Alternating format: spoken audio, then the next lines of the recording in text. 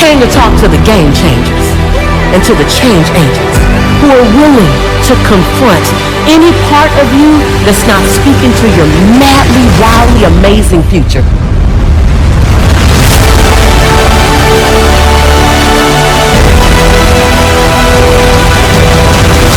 I stand here in my greatness. I own my light. I own my brilliance. I am bold. I am courageous. I'm perfect in my imperfection. This is my time. This is my time. I'm bright enough. I'm old enough. I'm young enough. I've experienced enough. I'm wise enough. I understand that I am enough.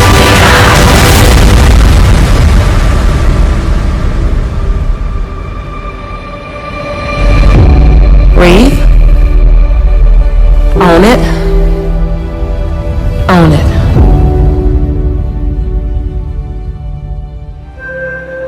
In order to achieve greatness, you must first believe you can. What's the biggest challenge that most of these individuals have? What's the common challenge? Believe. They don't believe, man. You know, it's all mental, and people don't get it. You know, everybody wants to say, okay, well, here go 10 steps to, okay, Lewis said do 8, E.T. said do 9, you know, this person says this is 12 steps, and everybody's trying to get the steps without the mentality. You got this. I believe in you. When somebody says, no matter what happens, whether it succeeds or fails, I'm going to be by your side. That's when I have the confidence to do difficult things. Wow. So it's the people in my life.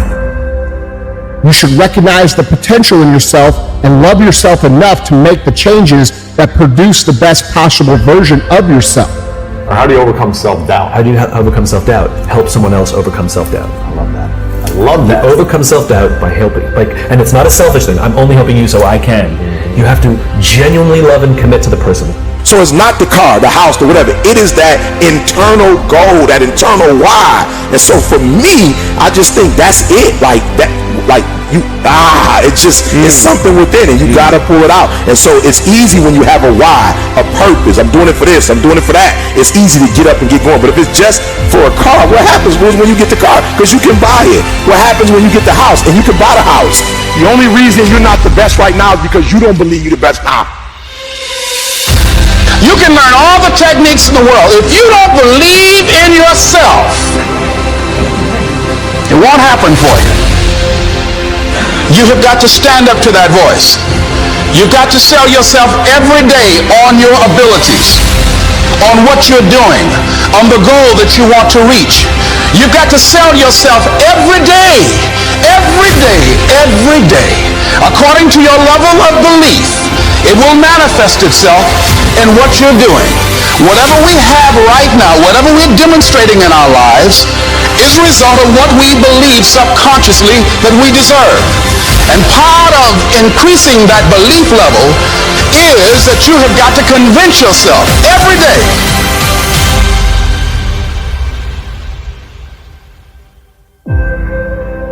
I believe I'm the best there is.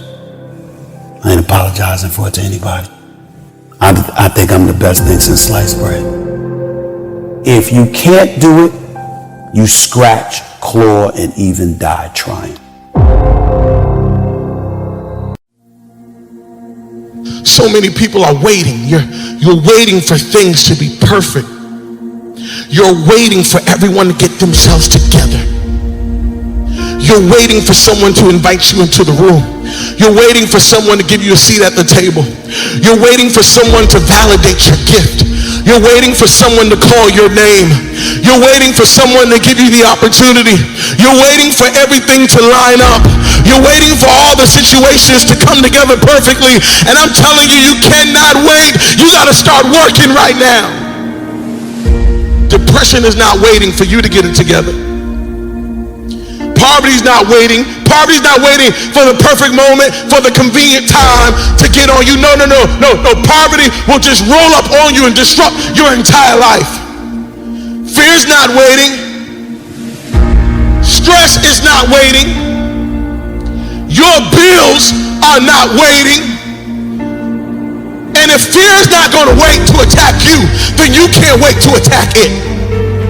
If stress is not waiting to attack you, you can't wait to attack it.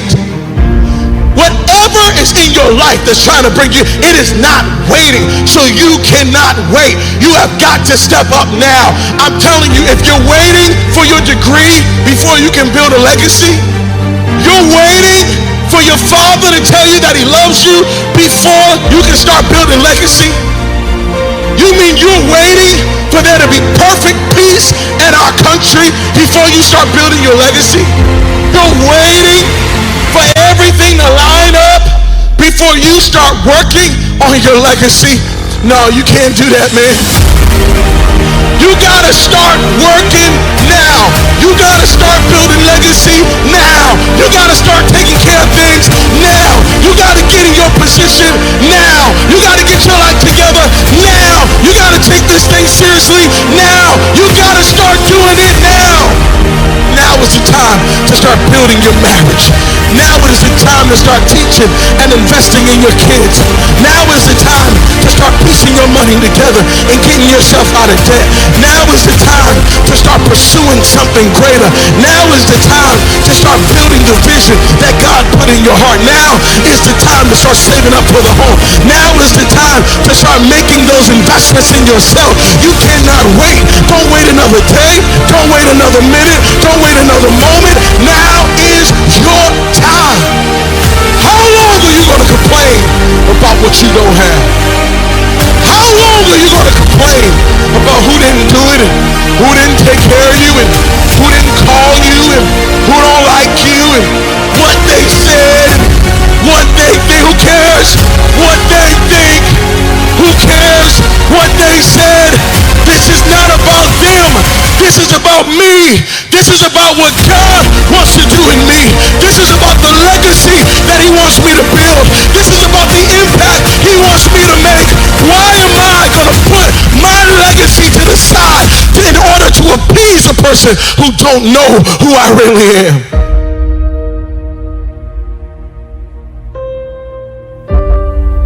You got to get to a place where you recognize that I'm not just here passing time. I'm not just here just having fun, but I'm here to build legacy. I'm here to make things happen. I'm here to change the world. Now is your time.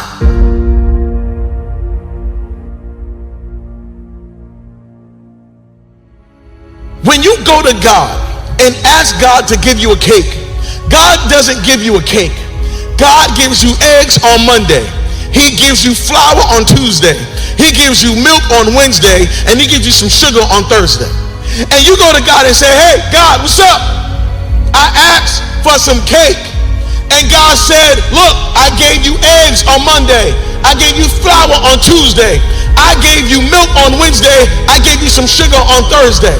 And you're saying, God, no, I want cake. But what you don't realize is God did give you cake. But God doesn't give you a finished product. God just gives you the ingredients that you have to work. And when you look at your life right now, what you got to realize is that you don't have a finished product. What you have is ingredients. And it is your responsibility to work the ingredients that you have to make the cake that you really want. Too many people are saying, when am I going to get my cake? And God is saying, hey, look what's in your hand. You got enough milk. You got the eggs. You got the sugar. You got the flour. It's your responsibility now to mix the things in your life together to produce the legacy that you really want. When it comes to legacy, you have to recognize that you have enough right now to build the legacy that you really want. Oh, I know you're looking at your life and saying, oh, this is not much. And I know you're looking at everything and you're waiting for something to happen. But I promise, right now, you have enough wisdom to build legacy. Right now, you you have enough gifting to build legacy. Right now, you have enough relationships to build legacy. Right now, you have enough energy to build legacy. Right now, you have enough money to build legacy. And you can't wait around and hope and wait for the day everything comes together. You have to start building legacy right now. As long as you keep thinking you're deficient, you'll never make any progress. And I need you to stop looking at what you don't have, and I need you to start looking at what you do have. We all spend time thinking about what we don't have. Oh, I wish I had that job. Oh, I wish I had that car. Oh, I wish I had that person's spouse. Oh, I wish I had their life. But the truth of the matter is, you got to stop looking at what you don't have, and you got to start looking at what you do have. What do you have right now that can help you build the legacy that you want? Notice I said that you have enough right now to build your legacy. Let me say it again. You have enough right now to start building your legacy. I say that because we spend so much time building other people's legacy and ignoring our own. Some of us spend our entire lives making sure that our employer's legacy is good. Some of us spend our entire lives making sure that a politician's legacy is great. Some of us spend our entire lives making sure our favorite singer, our favorite rapper, that their legacy is good. But you got to get to a place where you recognize that it's not just about the celebrity's legacy or the singer's legacy or the politician's legacy. It's about your legacy, that your life matters, your voice matters, your name matters. I'm glad that you love your boss, but you got a legacy to build. I'm glad that you love all your friends, but you can't spend your life building up your friend's legacy and tearing down your own. Today is the day. Now is the moment. Now is the time to start building your legacy.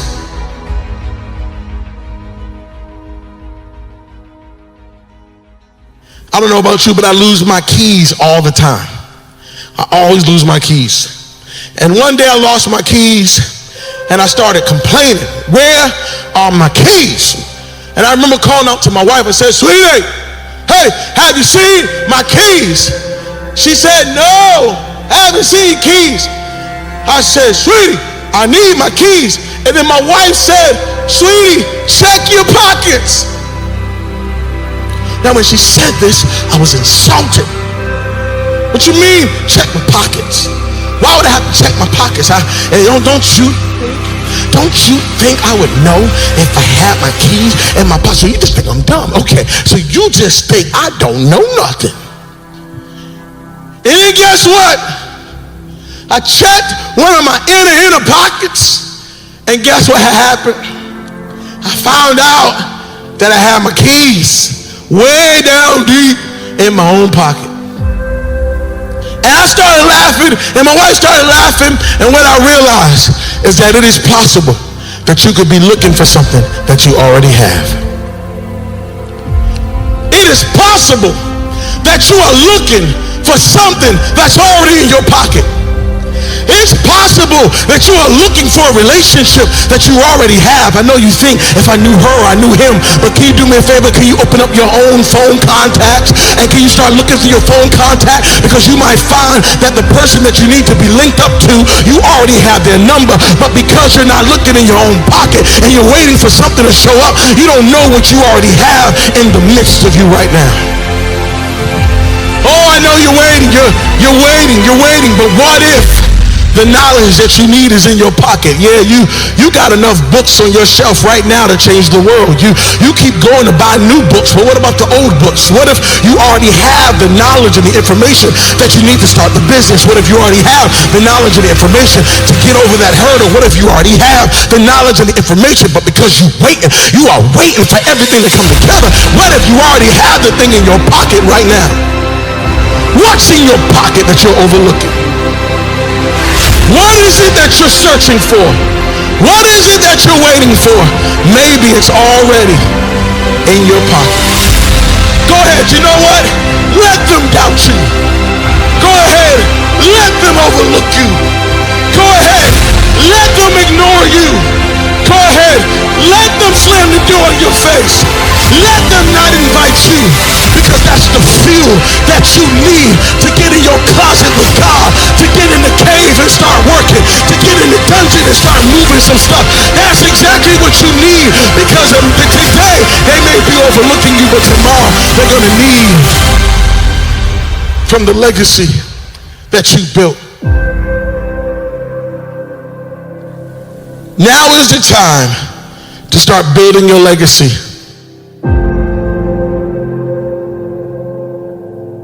Now is the moment to start making your impact.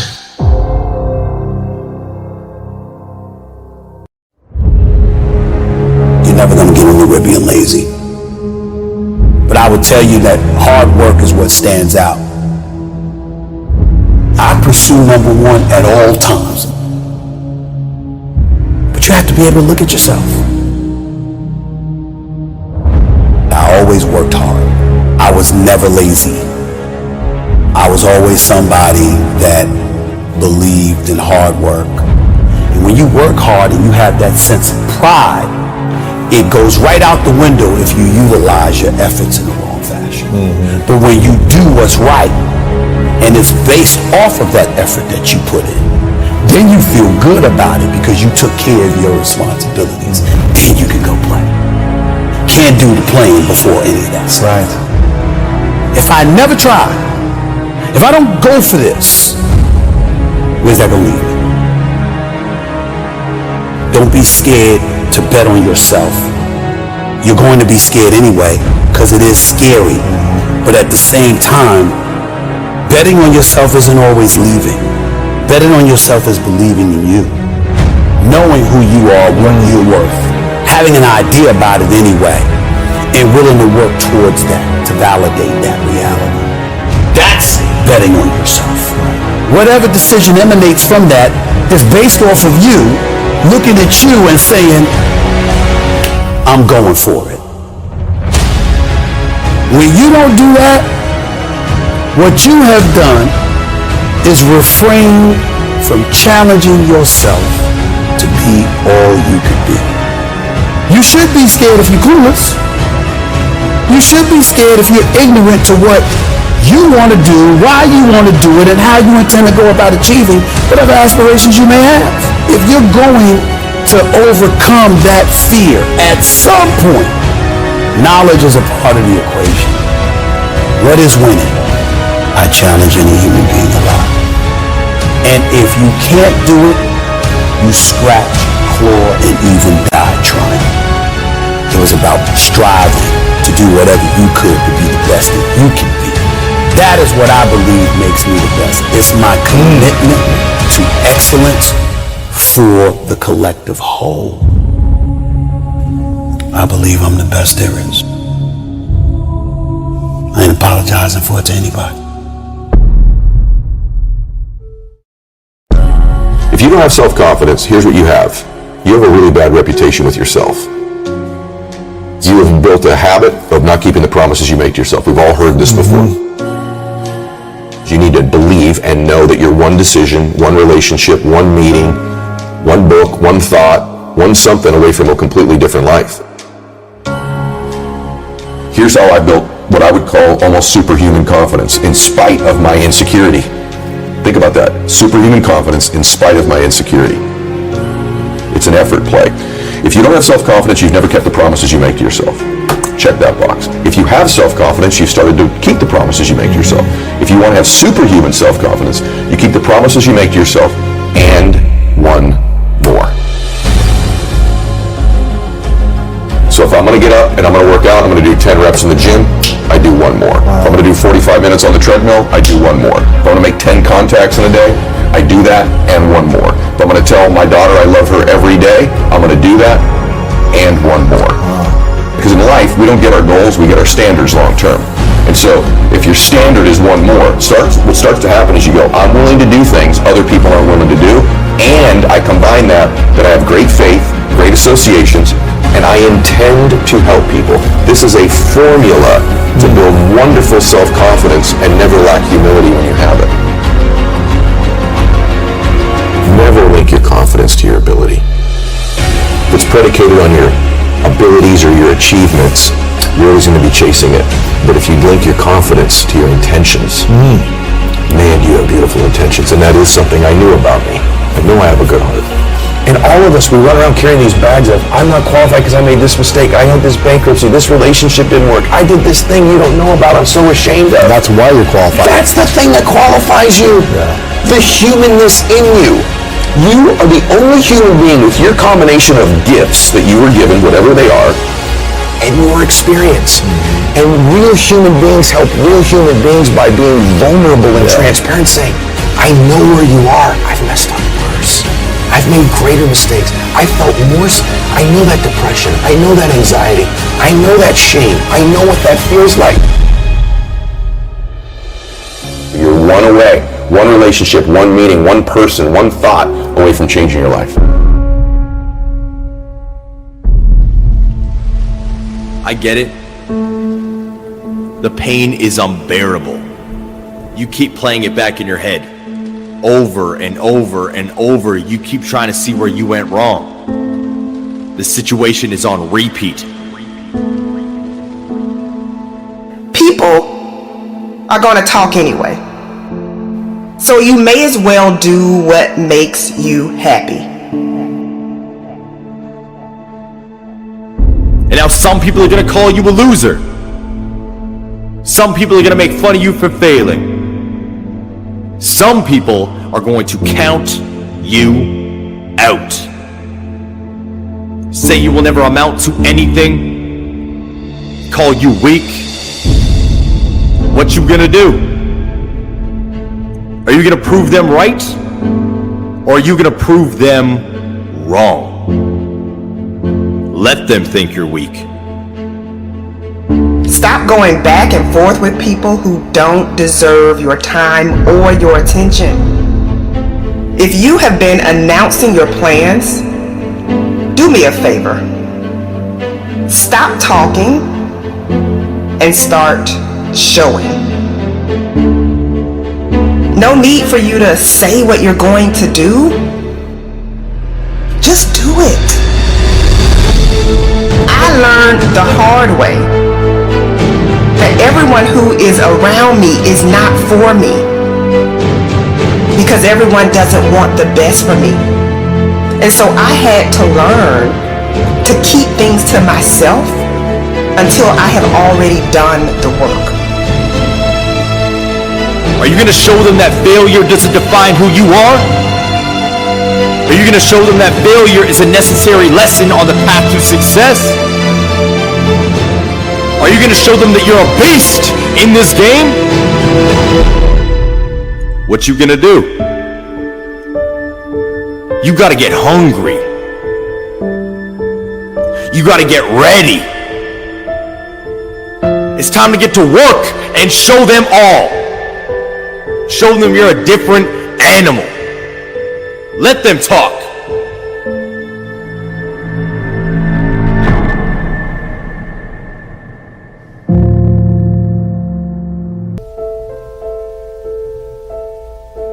You know, Denzel Washington talks about consistency, the importance of consistency.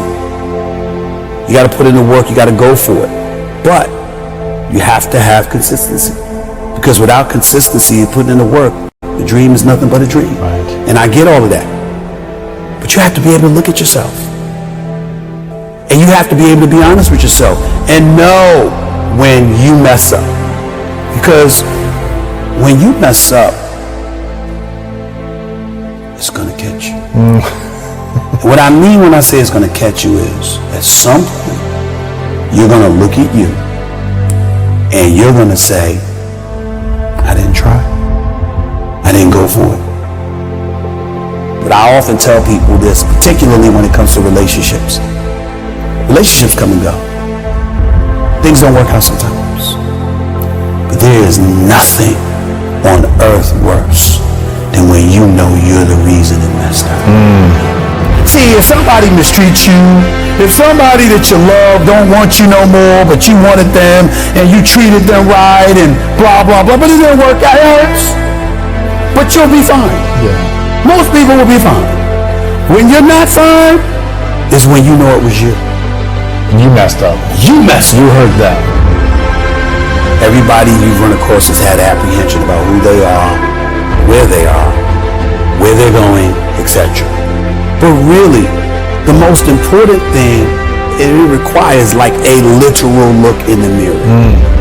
Asking yourself how you will feel if you never try. Because there's no one that could become all they could be without looking at themselves. Absolutely. What is your definition of greatness? My definition of greatness: sustained excellence.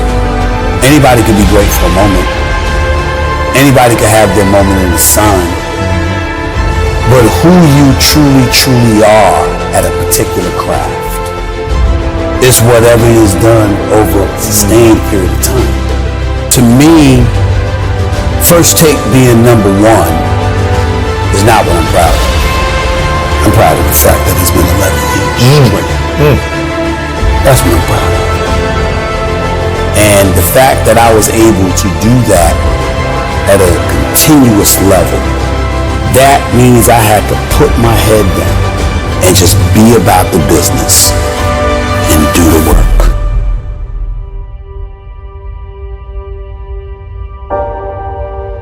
I'm brilliant because I know I'm not. I steal from those who are. And I learn from them. And I disseminate that level of brilliance that I got from other people, always giving them credit, number one. Number two, here's the biggest thing. I think I'm the best because I think about the company. How can I help?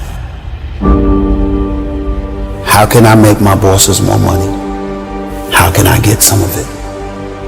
That mentality That's a game is changer. what makes me the best. That's a game changer. Because what I'm saying is, I'm not saying I'm the best because I articulate myself on television better than anybody else. Even though I think I work as hard as anybody, but I work more than anybody. Or that I got, even though I've been number one for 11 years in morning television, pardon the interruption, is number one on ESPN, not me. I'm not those guys. They're the institution. You see what I'm saying? I understand who I am. But what I'm saying is that you show me what winning is for the brand, and I'm going to bust my butt to go and get it for you. I've shown I'm trustworthy, that you can trust that I'm going to be at the top, or I'm going to go down swinging. But there is never a moment that I'm on the air that I don't think about what they want. And a lot of times, it's just like a musician. If you Jay-Z, you run a rock nation, you're a billionaire, blah, blah, blah. Do you make music just for yourself, or do you think about what the audience would want? If everyone could take this in and realize it's about the win-win. When I was playing high school ball as a freshman, trying to make the varsity, Right. and I wasn't as good yet, but I was tall, so they put me in there, right? Right. I would listen to the coach and say, and complaining about some of the starters who weren't hustling. He said, we need more hustle. I need you guys diving for balls, jumping out of bounds, and I was just like, I'm going to be the hustle guy. I'm going to do what he needs, what he wants, so I can play. And try to help him win. And that got me on the team. It's like working for a company. It's like, if you can help the company make more money and show them that, they're going to want to continue to support your growth. The win-win. So this is, for me, that's brilliant. And I don't think a lot of people probably think you think that way. They don't. Because if I wasn't interested in making a difference, if I wasn't interested in impacting the lives of others in a positive fashion, they would have not been interested in giving me the time of day. I had to be interested in something greater than myself to get their interest to elevating me. Being as excellent as I could possibly be on a day in, day out, week in, week out, month in, month out, year in, year out basis. So how do we let go of the past? We have to create a compelling future. In other words, you're not going to let go of one thing until you've grabbed onto the next. You have to create a new future. You have to create a future in it. And by the way, it's okay that you don't believe all of it initially, as long as it becomes repetitive and we begin to take steps towards it, right? So for me, I still have stuff from my past. There's still a little part of me that doesn't want to be broke. There's still a little bit of fear. But you're not broke. Yeah, but you've interviewed some of the most successful actors, entertainers, so have I. And you get them privately, and sometimes on your show you go, "You afraid it's going to go away?" And I go, "Yeah, I am. That's why I work so hard." So there's an element of that that's okay. It's creating this vision for your life that's compelling. Can you survive the temporary? And if you can survive the temporary, it says on the other side of temporary pain, you get introduced to your other self. And that other self produces that other life. And so here's what happens for most of us. We think everything's permanent. And because we think it's permanent, we make permanent decisions based on temporary conditions.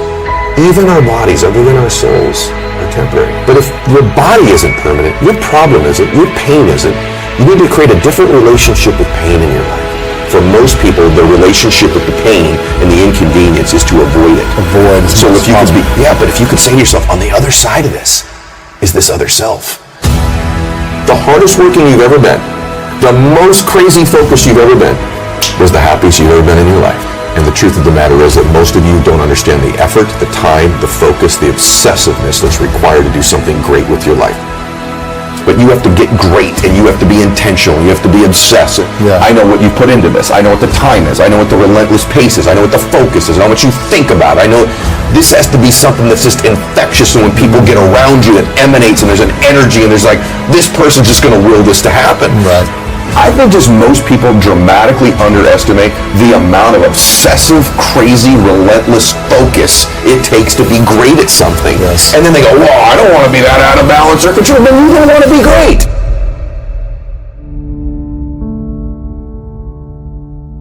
My default personality is insecure. Even today? Even today. Come on. Very much. Really? Very much. How is that default? You wake up and you say, I'm a nobody, or what? What's the I story? lack this, I'm fooling everybody. Really? If they really knew, you know, I've always tried to disqualify myself. I was bullied as a kid. My dad was an alcoholic. I wasn't a real big guy. I disqualify myself because, you know, the truth is that maybe for a while, everything that I got that was love when I was a child only came when I achieved something. I wasn't good in school. The only thing I was good at was sports. So my default is tons of insecurity. I love to beat myself up with mistakes I've made. I did this, I did that, I should have done this, I didn't do that. And I've always thought these mistakes, these weaknesses of mine, disqualify me from being happy or helping people. The confidence part is the thing I'm always going to have to work on. Even today, even with all the success and the massive show and the big businesses and all the homes and everything that people see, what else do you need though to feel more confident? I don't need other things. It's an internal game. The stuff is really fleeting and temporary. So it's not stuff. What needs to happen for me is that I'm most confident when I'm living in my intention, which is to serve. Like, that's a beautiful expression of a man. A real man is capable of real love. That's a sign of real strength. And what we do is we gravitate towards the familiar emotions in our life, even if they're not ones that serve us. And I don't think there's negative or positive emotions. I say this in the book. There just are. Fear isn't negative. Fear in abundance is negative.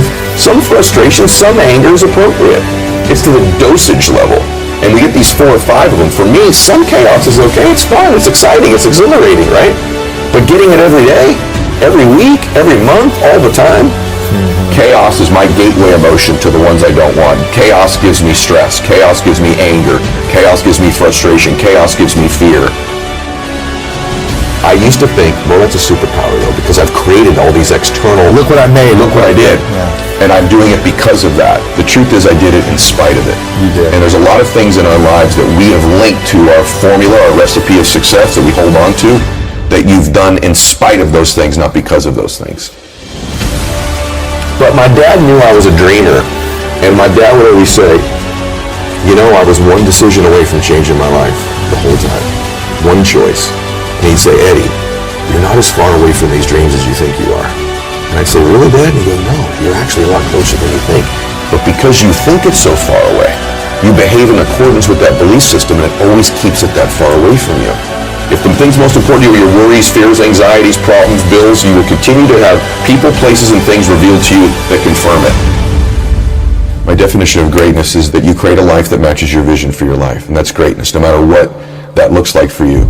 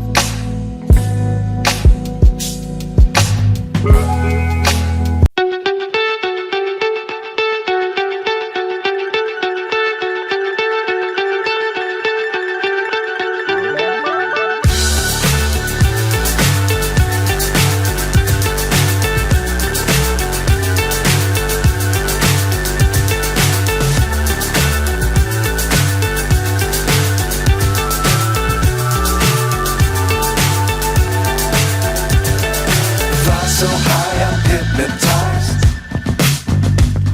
What's up is down, what's left is right. Chasing stars and holding you. I can't see the end, but we'll see it through.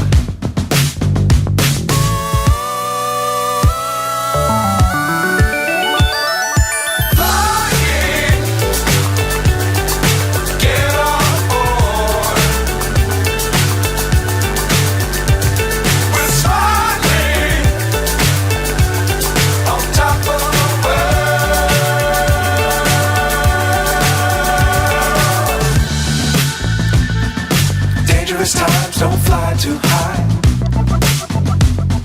Be sure to keep the ground in sight. Fly forever if you keep it tight. Love the world but keep the sky on your mind.